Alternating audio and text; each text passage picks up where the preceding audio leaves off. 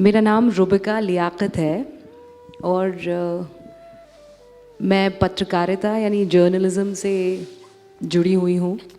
बहुत सारे चैनलों में काम किया है। शुरुआत लाइव इंडिया से हुई, उसके बाद न्यूज़ 24 में गई, फिर जी न्यूज़ के साथ काम किया, एबीपी न्यूज़ के साथ काम किया, फिर भारत 24 चुना और अब बहुत जल्द एक नया अनाउंसमेंट होने वाला है। लेकिन उससे पहले ब्रह्म कुमारी से मेरा रिश्ता 2 सालों से इनडायरेक्टली चल रहा है, सुमन दीदी। और ये इनडायरेक्टली ऐसे है कि ब्रह्मा कुमारी में वार्षिक सम्मेलन होता है, मीडिया जगत के बहुत सारे लोग आते हैं।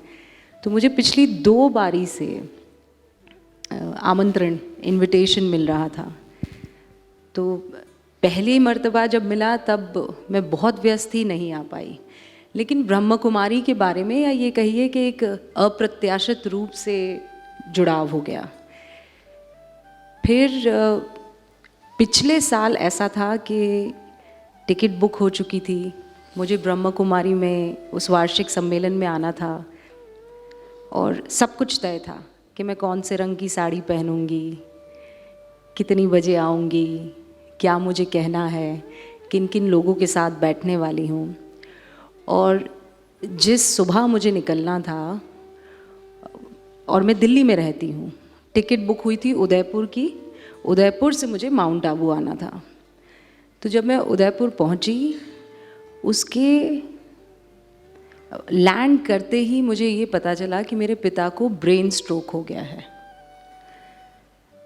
और हमारी कोई तैयारी नहीं थी। वो 4 घंटे बहुत महत्वपूर्ण होते हैं जब आपको ब्रेन स्ट्रोक आता है कि आप उन्हें अस्पताल में लेकर जाए। वो 4 घंटे का विंडो होता है, अगर वो इंजेक्शन मिल जाता है तो आपका शरीर काम करने की स्थिति में रहता है, ऐसी संभावना ज़्यादा होती है। और मैं आज तक वो शब्द, वो अल्फाज नहीं ढूंढ पाई हूँ कि ब्रह्म कुमारी संस्था को और यहाँ पर तमाम जो लोग हैं उनको कैसे धन्यवाद कह सकूं, क्योंकि ये वो मदद थी जो कभी कोई बेटी अपने सपने में नहीं सोच सकती थी। मैं अपनी टिकट शायद पहले कभी ना बुक कराती, मैं उदयपुर आने का सोच भी नहीं रही थी। और बाबा ने इस तरीके से अपने पिता की सेवा में मुझे बुलाया, ये मैं आज तक समझ नहीं पाई हूँ।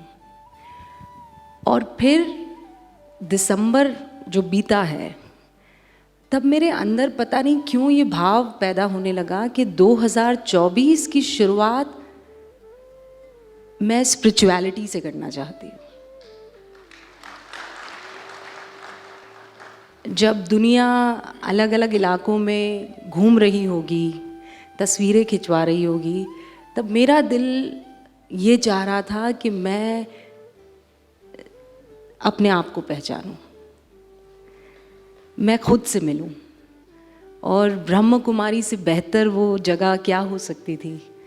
तो मैं अपने बच्चों को भी लाई हूँ, अपने पिता को भी लाई हूँ, अपनी बहन को भी लेकर आई हूँ। और एक सच्ची बात बताती हूँ दीदी, मुझे नहीं पता था कि यहाँ एक जहाँ बसता है। तो जब मैं यहाँ आई तो कोमल भाई साहब हैं जो मुझे बाहर लेने के लिए आए। तो जब गाड़ी हमारी अंदर एंटर हुई तो हमें समझ ही नहीं आया कि हम कहाँ आ गए। और मेरे बेटे ने मुझसे कहा, मम्मा यहाँ तो सब एंजल्स हैं, क्योंकि सब सफ़ेद कपड़े में थे। ये देखिए, मैं सफ़ेद में नहीं हूँ और हमारे परिवार को छोड़कर बाकी सब सफ़ेद में नज़र आ रहे थे। तो उनको ऐसा लगा जैसे छोटे बच्चे डिज्नीलैंड में जाते हैं, वैसे वो किसी जन्नत में आ गए हैं। हर एक चेहरे पर वो 2 इंच मुस्कान है, माथे पर शिकन नहीं है। मैं जितनी बार ऐसे करती हूँ मेरी 4 लकीरें पड़ जाती हैं दीदी, लेकिन यहाँ पर मुझे लकीरें ढूंढने पर नहीं मिल रही हैं। तो आज वो शुरुआत हो चुकी है और मैं बहुत दिल से और शिद्दत से बाबा का ध्यान रखते हुए, सुप्रीम पावर का ध्यान रखते हुए, हमारे यहाँ कहते हैं खुदा का ध्यान रखते हुए, और मैं ये जानती हूँ कि ब्रह्म कुमारी में न पंथ की, बात होती है, ना धर्म की बात होती है, ना मज़हब की बात होती है, यहाँ आत्मा की बात होती है। तो आज ज़रूर मेरा लिबास अलग है, लेकिन बहुत जल्द मुझे मालूम है कि उस पथ पर मैं चल निकलूँगी। दीदी, शुरुआत आज से हुई है। बहुत अच्छे। तो आप लोगों का साथ और आप लोगों की दुआएं रही, तो ऐसे ही यहाँ बैठकर अपने आप को पहचानूंगी और ऊपर वाले से कनेक्ट करने की जो वो पहली सीढ़ी है वो चढ़ जाऊंगी। आप सभी का बहुत बहुत शुक्रिया मुझे सुनने के लिए।